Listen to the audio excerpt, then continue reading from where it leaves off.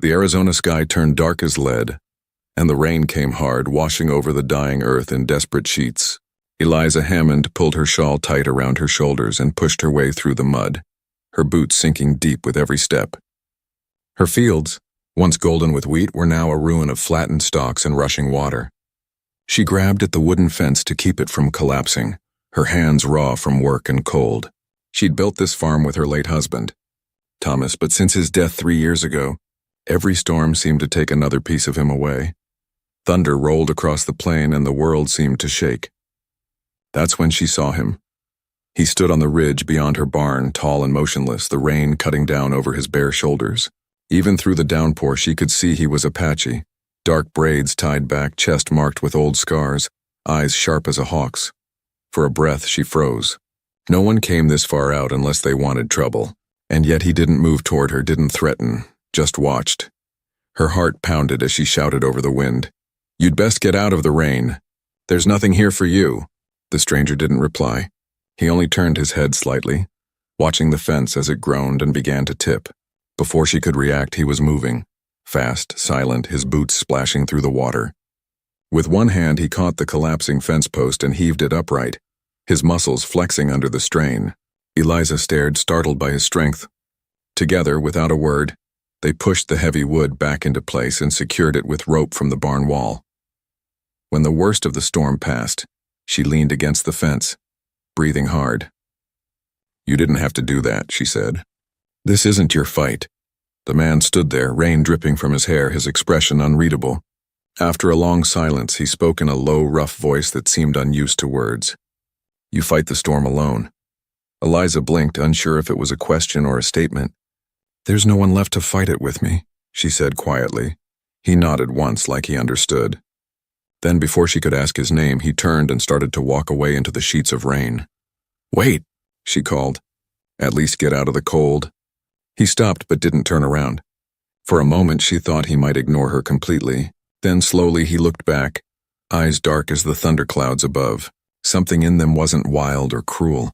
It was tired, broken. Inside the barn, she built a small fire from dry hay and kindling, the air filling with smoke and warmth. The Apache sat near the door, close enough to leave if he needed to.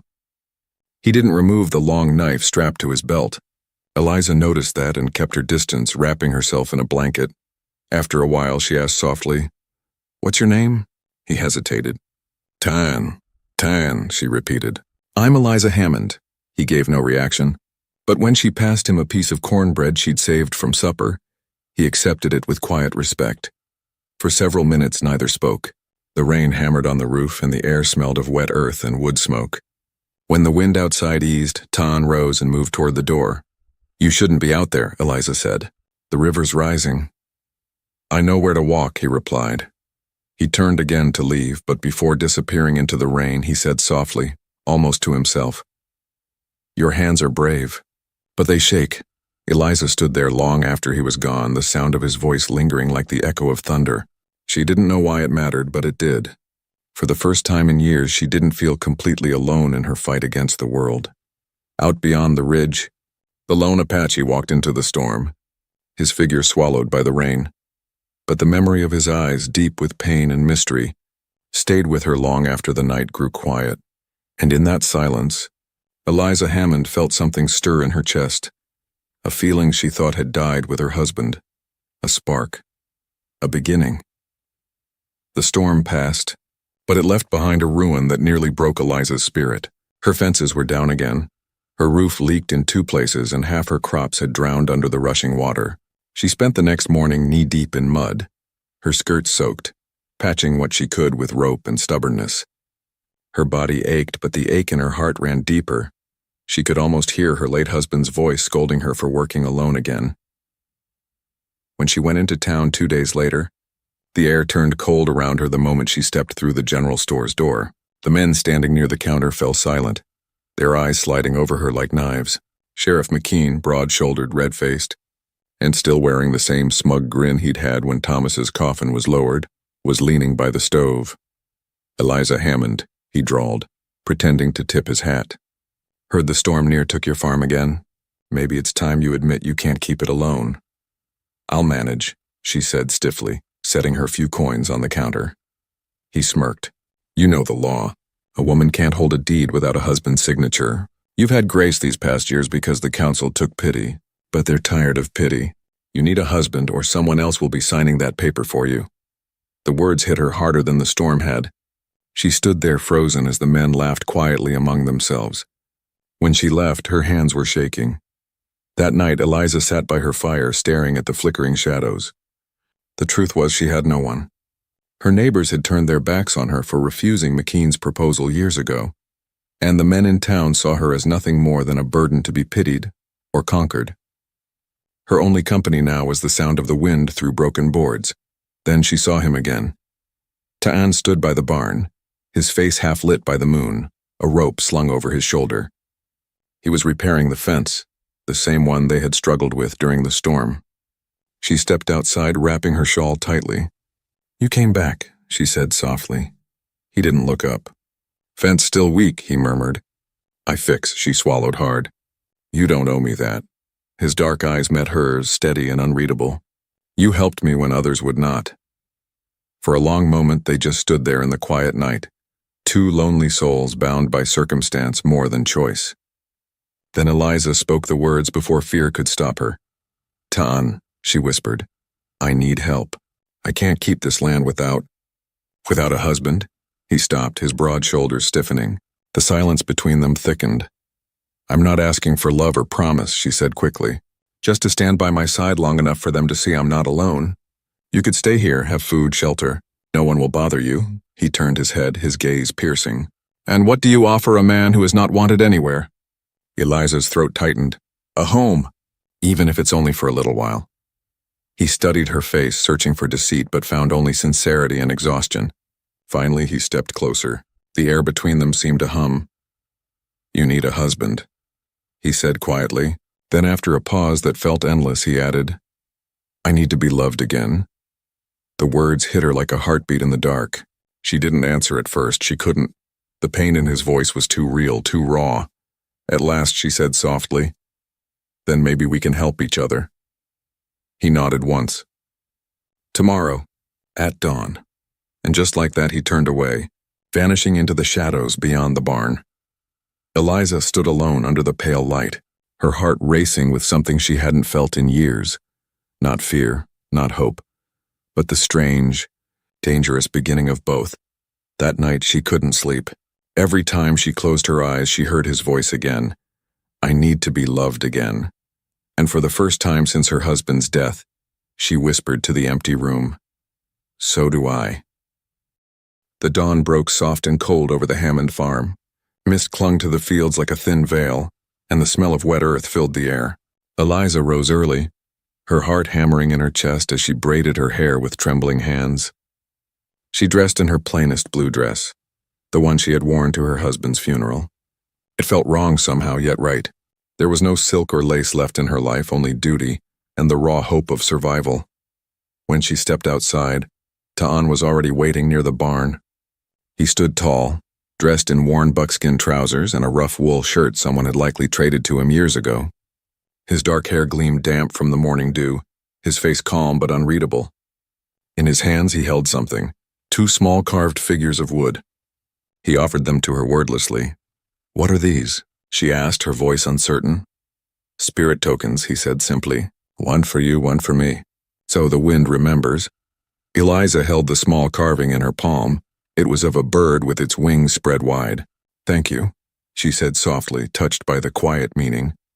The preacher arrived a little after sunrise, his buggy rattling nervously down the muddy path. Reverend Clark was a small man with a big fear of scandal. His eyes darted between them and his hands trembled as he opened his Bible. Mrs. Hammond, he said carefully, you're certain about this? You understand who this man is? I do, Eliza replied, and I'm asking you to marry us, Reverend, before the town can take what's mine. The preacher hesitated, then glanced toward Ta'an. The Apache met his stare without flinching, silent and steady as stone. Finally, with a sigh that sounded like surrender, the Reverend began the ceremony.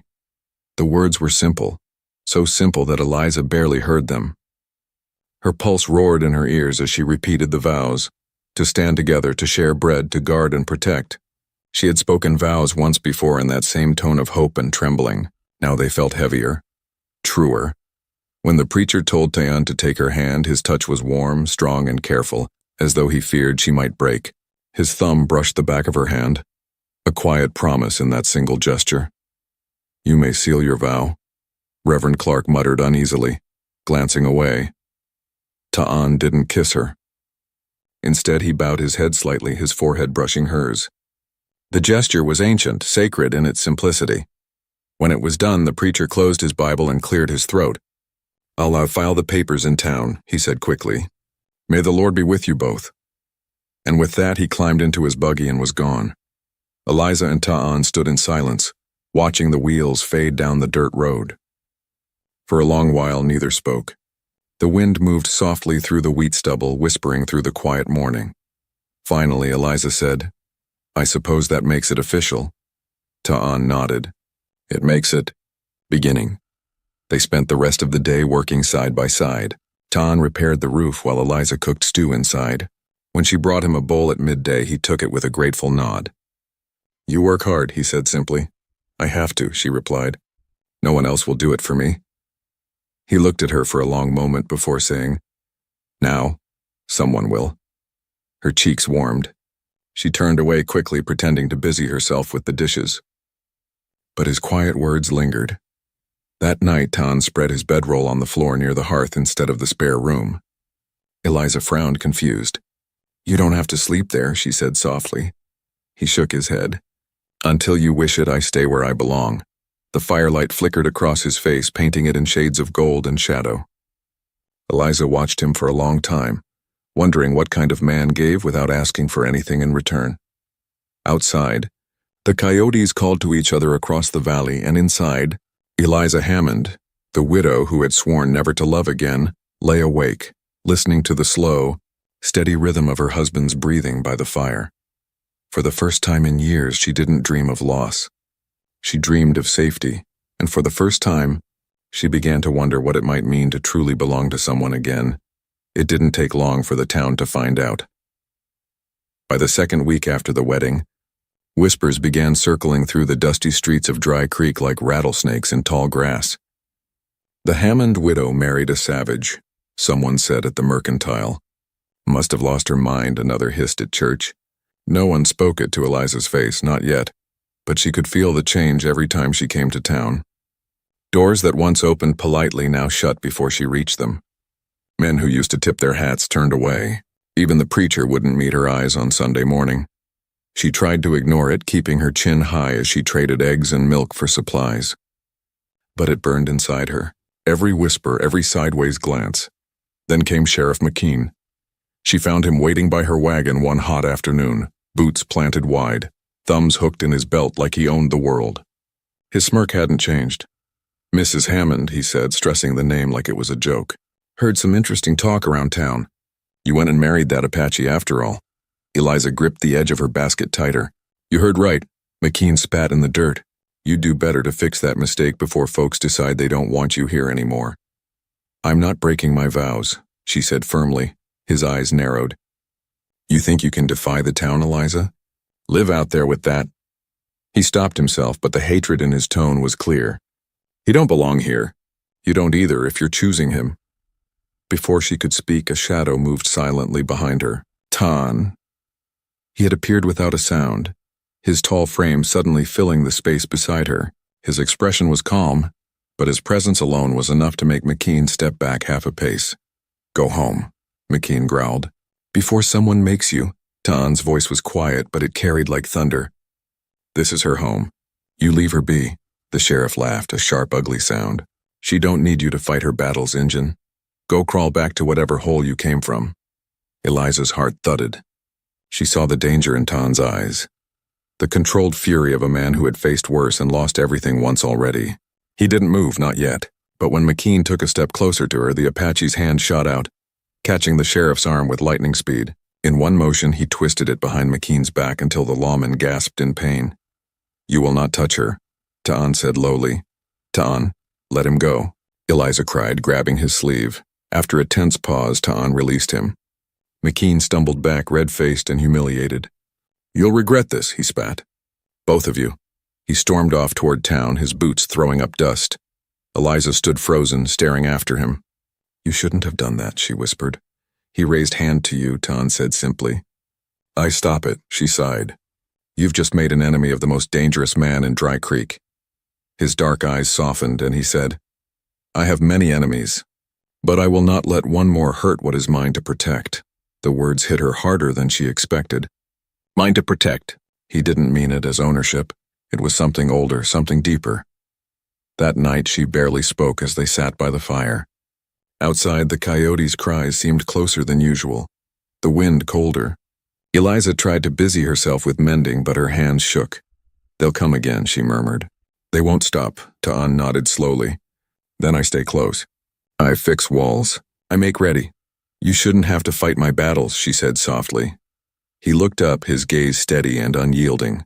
"You are my wife. Your battle is mine." For a long moment, the fire crackled between them. Something in his tone melted the wall she'd built around her heart.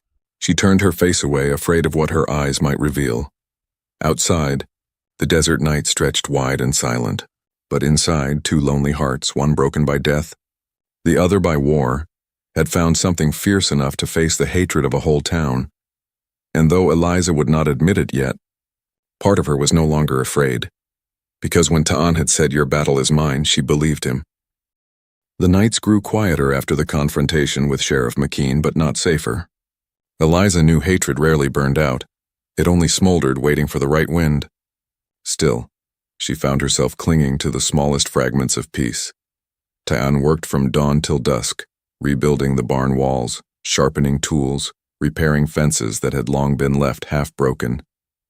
He moved with silent purpose, steady and strong, never asking for more than a warm meal and a place to sleep. Yet there was something distant about him, an ache behind his calm, a silence that even the crackling fire couldn't fill.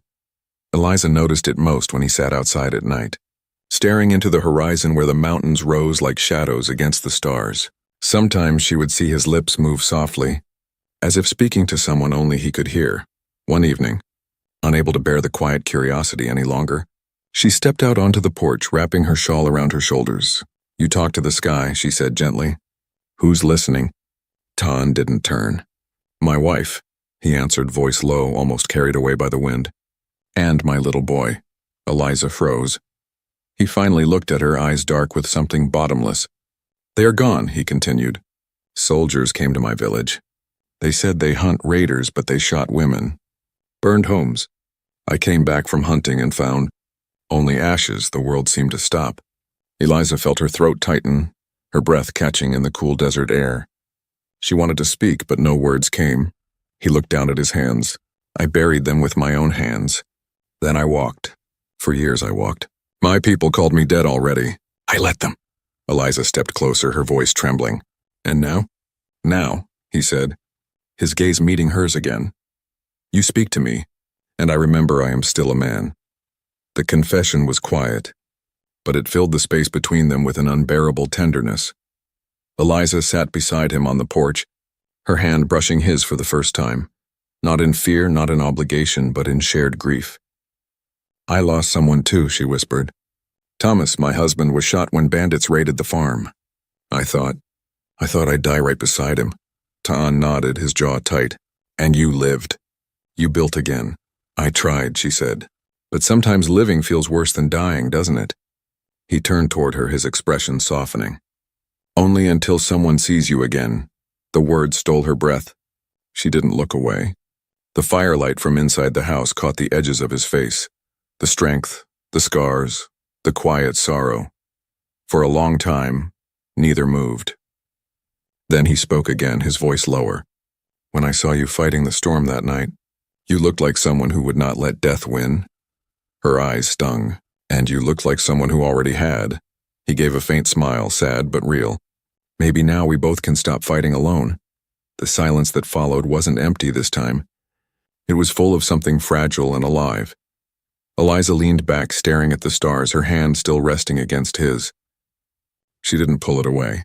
"You miss them," she said softly. "Every day," he answered. "But I think..." They would not want me to walk alone forever. That night, she dreamed again, not of her dead husband, not of the fire that took everything, but of two spirits walking side by side through an endless plain, finding warmth in each other's shadows. When she woke, dawn was breaking. The fire in the hearth had gone cold, but Ta'an was still there, sitting near it, his head bowed. The small wooden carving of a bird, the one he'd given her, resting in his hands. He looked up as she stirred, his eyes softer than she'd ever seen them. "You slept," he said. She smiled faintly. "For the first time in years," he nodded once. "Then maybe your ghosts rest too." Eliza wanted to believe that.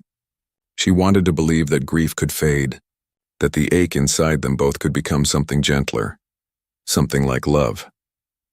And as the morning light spilled across the floor, she realized that the past didn't have to vanish for healing to begin.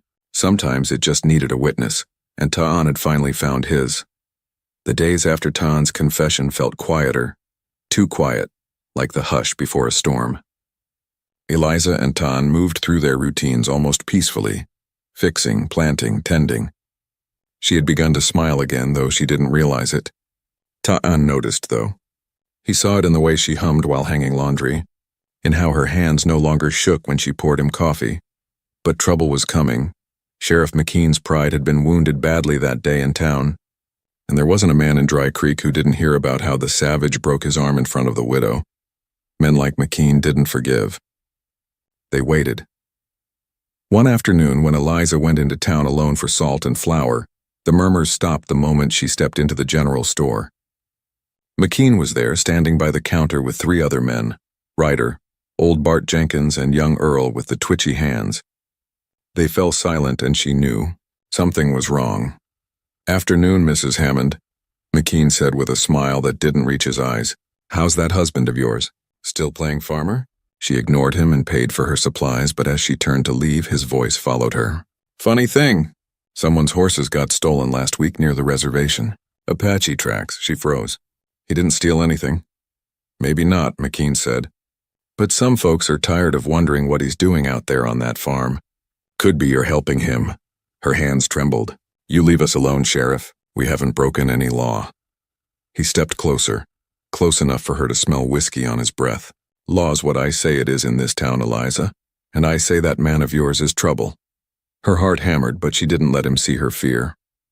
"You're the only trouble around here, McKean." For a moment, the mask slipped from his face. The smile faded, and what replaced it was pure hatred. "You'll regret saying that." When she rode home, the wind felt heavy, the air thick with unease. She found Ta'an in the field, working with his shirt off, sweat glistening on his skin. He looked up the moment he saw her face. "What happened?" "They're coming," she said, breathless. "McKean's gathering men. He's blaming you for a theft." Ta'an's jaw tightened, but his eyes stayed calm. "Then I will not run. If I run, they say I am guilty. Then what do we do?" she asked, her voice breaking. He looked at the mountains in the distance, their peaks dark against the falling sun. "We wait, and we protect what is ours." That night the moon rose pale and cold. Eliza barely slept. Every creak of the windmill, every rustle outside made her jump. Ta'an stayed awake by the fire, his rifle across his knees. When dawn finally touched the horizon, they both knew today was the day. The first shout came from outside. "Come out, Apache." Ta'an moved to the door, signaling for her to stay behind. There were 6 of them, McKean at the front, rifle in hand. "Step aside, widow," McKean barked. "We've come for the thief." Eliza pushed past Ta'an and stood in the doorway. "He's no thief. You have no proof." McKean's lip curled, proof enough that he's breathing near decent folks. He raised his rifle. The sound of the shot cracked through the morning. Eliza screamed as the bullet splintered the doorframe inches from Ta'an's shoulder. He lunged forward, disarming McKean with a single strike, but one of the men behind him hit Ta'an hard across the head with a rifle butt. He fell to one knee, blood running down his temple. "No!" Eliza snatched McKean's dropped revolver and fired. The shot rang out sharp and final, grazing McKean's arm. The others froze, shocked by her defiance. "Get off my land," she shouted, voice shaking but fierce. "You touch him again, and I swear I'll finish what I started." The men hesitated, then scattered, none willing to die for the sheriff's grudge. McKean cursed, clutching his bleeding arm, then spat in the dirt. "This ain't over, Eliza. You chose the wrong side." When they were gone, Eliza dropped the gun and ran to Ta'an. His eyes were half closed, blood matting his hair. She pressed her hands against the wound, tears spilling freely. "Stay with me," she begged. "Please." His voice was faint but steady. "You fought for me. I'd fight the whole town if I had to," she whispered. "You're my husband." His eyes softened and a faint smile touched his lips. "Then maybe I am home." He lost consciousness then, his head falling against her shoulder. And as the sun rose red over the desert, Eliza Hammond, once the quiet widow of Dry Creek, knelt beside the man everyone called Lone Apache and realized she'd risked everything for him, and she would do it again. For 2 days the house smelled of smoke, blood, and herbs. Eliza barely slept, tending to Teon's wound while the desert wind rattled the shutters. Every time he stirred or groaned, her heart leapt, fearing he might not wake again. But he did. On the third morning, when dawn painted the horizon pink, Teon's eyes fluttered open. He looked confused for a moment, then found her face, and everything softened. "You stayed," he whispered, his voice rough. She let out a breath that was half laughter, half sob. "Of course I stayed. You scared the life out of me, Teon." He tried to sit, wincing, and she hurried to steady him. "You took a hard blow. The men are gone. McKean's humiliated but alive. I sent word through the preacher's boy. Most of the town knows what happened by now." "Then they will come again," he said quietly. "Let them," she said, her chin lifting stubbornly. "I'm not hiding anymore." Teon studied her, eyes tracing her face like he was seeing her anew. "You are not the same woman who feared the world. Maybe you're not the same man who hid from it." Their eyes met, and something shifted between them, a quiet understanding that neither wanted to name yet. Over the next week, Teon healed slowly. Eliza tended the crops, cared for the animals, and cooked by the window so she could watch him rest. But each evening he grew stronger, sitting beside her at the table, speaking a little more each night. He told her about his people, his tribe scattered by soldiers, his mother who'd sung to the stars, his brother who died at his side in battle. "I learned to live with ghosts," he said once, "until I met you." Eliza reached across the table and took his hand. "Then maybe it's time the ghosts rest." For a long moment, they sat in silence, her small hand resting in his scarred one. Then she smiled faintly. "Besides, you said you needed to be loved again. Maybe I need to learn how to love again too." He looked up sharply, as if her words startled him more than a bullet. But she meant it. After her husband's death, she had built walls so high no one could reach her. And yet this man, this wounded, gentle warrior, had climbed them without even trying. That night she dreamed of him, not as the lone Apache feared by the town, but as the man who watched over her with quiet devotion. When she woke, she found him already outside, repairing the fence in the early light. "Your wound," she began. "Is nothing," he said, glancing over his shoulder with that half-smile she'd come to crave. "Work makes me strong again." "Then you'll be strong by noon," she teased, and he laughed, low, rich, and rare. Days turned into weeks. They planted new crops together. They rebuilt the barn. They even rode into town once, side by side.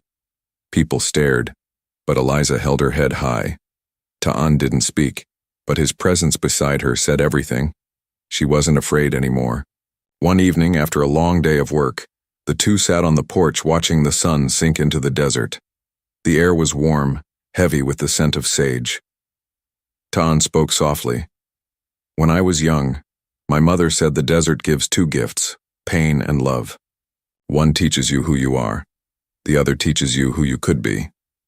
Eliza smiled, leaning her head on his shoulder. "And which one am I?" He turned, brushing a strand of hair from her cheek. "You are both." Silence settled over them, deep and golden. His fingers lingered near her face, tracing the faint freckles on her skin. For a heartbeat, time stood still, only the crackle of the fire and the whisper of wind through the dry grass. "I used to think love was gone from me," she murmured. "That it died with my husband." Teon's thumb brushed her jaw, slow and tender. "Love does not die, Asha," he said softly, using the Apache word for beloved. It hides, waiting for someone brave enough to find it again. Her breath caught.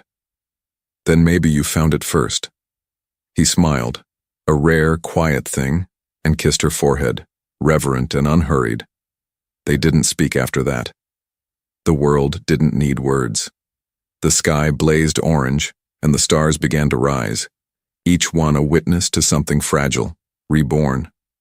Eliza Hammond, once a lonely widow, and Tian, the man the town called savage, sat side by side as equals, as something more. Love, real and unbroken, had finally taken root. The peace they found didn't last long. In the desert, nothing golden stays, especially when envy and hatred still smoldered beyond the horizon. For a time, Eliza and Tan lived quietly. They worked the land, shared long evenings by the fire, and even laughed now and then. But deep down, they both knew something was coming. McKean's pride had been burned, not buried. One evening, as the sun sank behind the mesas, Eliza noticed smoke rising far off near the ridge. It wasn't from their land. Tan, she said softly, pointing. He narrowed his eyes. That is not a settler's fire. Then who?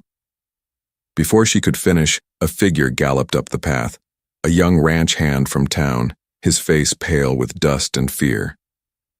Mrs. Hammond, Apache raids, they're saying your man's tribe is back, burned 2 homesteads near Dry Creek. Eliza's heart dropped. That's not possible. The boy swallowed hard.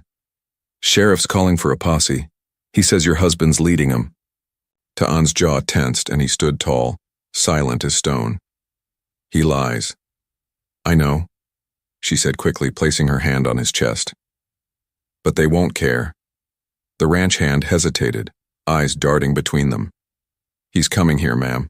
Said he'd finish this once and for all. Then he turned and rode off, leaving a trail of dust behind. Eliza turned to Tan, trembling. We have to run. He shook his head. No. If we run, they will say I am guilty. If I stand, maybe one will see the truth. Her voice broke. They won't see anything but what they want to see. His eyes softened. Then I will make them see.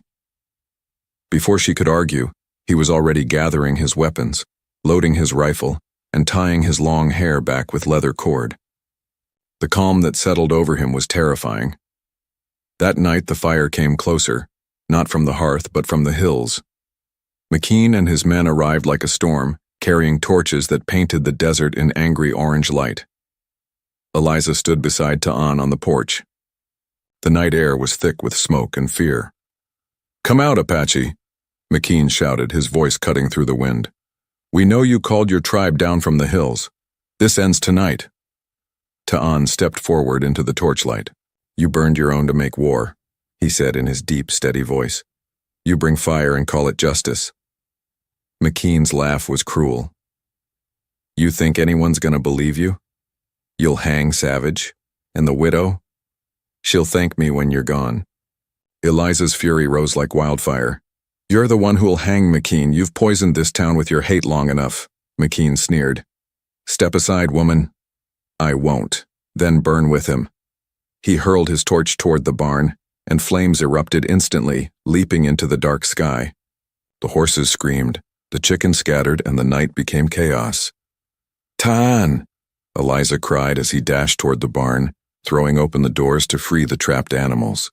Smoke swallowed him whole. Without thinking, she followed, wrapping a wet cloth around her mouth. Inside, the heat was unbearable, the flames clawing up the wooden beams. She saw him struggling to pull a frightened mare free of her stall. Go, he shouted over the roar. I'm not leaving you, she screamed back. Together, they shoved the mare out the door, coughing, gasping for air. Then a burning beam fell. Ta'an pushed her aside just in time, taking the blow across his shoulder. He staggered, pain etched into his face. Outside, McKean saw them emerge and raised his rifle. End of the line, Apache! Before he could fire, a shout rang out from the darkness. Stop! It was the preacher's boy with half the town behind him. The townsfolk had come running when they saw the flames from miles away. McKean turned, startled. He's a murderer. The boy pointed at the burning barn. No, he just saved their lives. You're the one who lit it, the crowd murmured, torn between fear and guilt. Anne, bleeding and half-conscious, stared at McKean. Your hate will die with you, not with me. McKean, furious and cornered, lunged, but Eliza fired first. The bullet struck the dirt near his boots, warning, not killing. You're done, Sheriff, she said coldly. By dawn, McKean was in chains, taken by his own deputy. The barn was gone, but the house still stood. And so did they. Eliza sat beside Ta'an, his head resting in her lap, his face streaked with soot and blood. She ran her fingers through his hair and whispered, You saved more than just me tonight.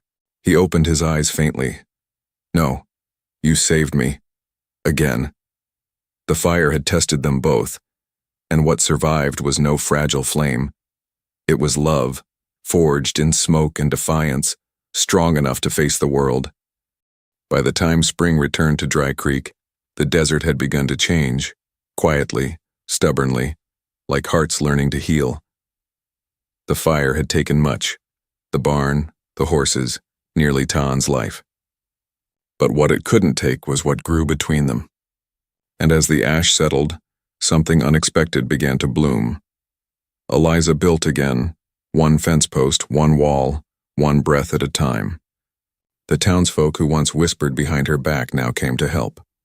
Ryder lent her a mule, Mrs. Clay brought seeds, and even the preacher's wife came with bread and an apology. Not all of us saw clearly before, the woman said softly. Eliza looked toward Ta'an, who was mending a fence despite the scar on his shoulder. We see clearer now, she replied, and meant it. Ta'an's healing was slow, but every day he regained more of his strength.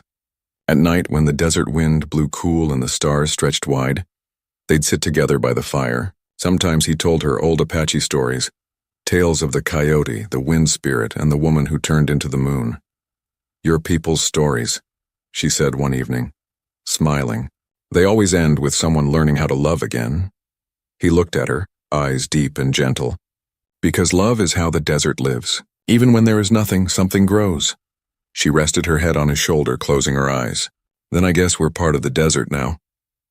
He turned to her, brushing his fingers lightly through her hair. No, he said. The desert is part of us. It was in that quiet under the whisper of the stars that she finally kissed him. It wasn't hurried or uncertain. It was the kind of kiss that carried every pain they'd endured, every promise left unspoken. And when she drew back, tears glimmered in her eyes. Ta'an, I don't want to hide what we are anymore. You should not, he said. What we are is true. She smiled softly. Then we'll be true, no matter who can't stand it. The next morning, Eliza did something no one in Dry Creek expected. She hitched up her wagon and rode straight into town, with Ta'an beside her. Heads turned, conversation stopped, and the blacksmith nearly dropped his hammer when they stepped down together. Eliza walked straight into the general store, shoulders square, chin high. I'll need lumber, nails, and some paint, she said, as if daring anyone to object. Mr. Clayton hesitated, glancing at Ta'an. Ma'am, you sure about— Yes, she said firmly. My husband and I are rebuilding. The word hung in the air, husband. She hadn't said it out loud before, but saying it now felt right, solid, unbreakable. A long silence followed. Then the preacher's boy, the same one who'd spoken up the night of the fire, said, Good for you, Mrs. Hammond. Someone clapped. Then another, and another. Not everyone approved, of course, but it didn't matter. The truth had already taken root. That spring, rain came early. The ground, long dry and cracked, softened for the first time in years. Grass crept up between the stones. Wildflowers colored the ridge, and the air smelled new. Eliza stood with Ta'an on the porch of their rebuilt barn, watching the desert awaken. She leaned against him, her hand resting over his. Do you believe it? She whispered. After all the fire, the pain, there's still beauty. He nodded slowly. Because pain is the seed. The earth remembers where it has burned and gives back stronger. She looked up at him, her heart full. Then maybe love's the same. Ta'an smiled faintly. Love is the rain after fire. He bent to kiss her again, slow, tender, grounding. And as their lips met, the wind picked up, carrying the scent of sage and wet soil across the land. For the first time since she came to Dry Creek, Eliza felt the world breathing again. No whispers, no shame. Just the two of them, two souls who had weathered every storm and found each other anyway. And in that moment, as the desert bloomed around them, she knew the truth of what he once said. Love does not die. It waits for those brave enough to find it again. By summer, Dry Creek had changed forever. The gossip had quieted. The whispers faded into respect. And the once widowed woman and the man they called Lone Apache were no longer a scandal. They were a story. A legend whispered over campfires and told to children when the stars came out. The fire that nearly destroyed them had, in its strange way, purified everything. From its ashes rose a home stronger than before. A love that no one could deny. Eliza Hammond, now Eliza Tyann, stood on the porch one morning, sunlight touching her hair, her palms resting on the curve of her stomach. She was smiling without realizing it. The wind carried the scent of rain, and with it, the faint sound of Tan's hammer striking wood. He was building a cradle. When he looked up and caught her watching, he grinned, a small shy expression that still melted her heart. "You are staring again," he teased in his low voice. She laughed softly. "I like watching you build things. Makes me feel safe." He came to her then, wiping his hands on a rag. "Safe," he repeated, his voice deep and thoughtful. "That word means something new now. Before you, it was only a sound." She reached up to touch his face. "And now? Now it is a home." The months that followed were filled with quiet joy. The fields flourished under the rare rains. The rebuilt barn stood proud. The animals returned. And the neighbors, those who once turned away, came to trade, talk, and sometimes linger just to watch the strange, beautiful life that had grown between the widow and the warrior. Even the preacher himself visited one Sunday. He stood on the porch, hat in hand, uncertain. "I came to offer a blessing," he said. Tan didn't speak, but he nodded respectfully. Eliza smiled and welcomed the man in, and when the preacher prayed, his voice trembled. Perhaps he'd seen something holy in what they'd built, something no sermon could name. When the baby came that fall, the sky split open with rain. Tan held his son in trembling hands, awe shining in his dark eyes. The child had Eliza's fair skin and Tan's steady gaze. Eliza, weak but radiant, whispered, "He's proof, Tan, that love can cross anything." Tan looked at her, emotion heavy in his throat. "He is the desert's answer," he said softly. "To every fire. To every loss." They named the boy Koya, meaning hope in Tan's tongue. Life settled into rhythm, days of hard work, nights of peace. Sometimes Ta'an rode far into the canyons to trade or meet with the few who remained of his people. Other times he sat on the porch with his son on his lap, teaching him Apache words beneath the endless western sky. Eliza would watch them and feel her heart ache with gratitude. Once she had thought her life was over, buried with her husband, forgotten by God. Now she understood something deeper. Life doesn't end in loss. It begins again in courage. One evening, long after Koya had fallen asleep, Eliza and Tyan sat outside, wrapped in a blanket as the stars burned above. The desert was silent except for the call of a coyote far off in the hills. Eliza spoke quietly. "Do you ever miss it? Your old life? Your people?" He took a long breath. "Every day. But when I look at you, I know they are not gone. You carry their spirit now. Our child carries both worlds." She leaned against him, eyes glistening. "You gave me more than love, Tan. You gave me life again." He smiled, pressing his forehead gently against hers. "And you gave me something I never knew existed. Peace." The stars above shimmered like scattered fire. The air was cool and fragrant with sage. And in that silence, two souls, once lost, once broken, became something whole again. As the night deepened, Eliza whispered, "When I first met you, I thought you were my protector. Now I know you were my answer." Tan's voice was low, reverent. "And you were mine." He pulled her close, and together they watched the horizon fade into starlight, their land, their love, their home bound by something older than words. And when the wind swept through the valley, carrying the scent of earth and rain, it seemed to whisper their truth to the open desert. Love does not end with the fire. It begins where the ashes fall. Under the wide, eternal western sky, the Lone Apache was no longer alone, and the woman who needed a husband had found something far greater, A love that would live as long as the desert itself. The end.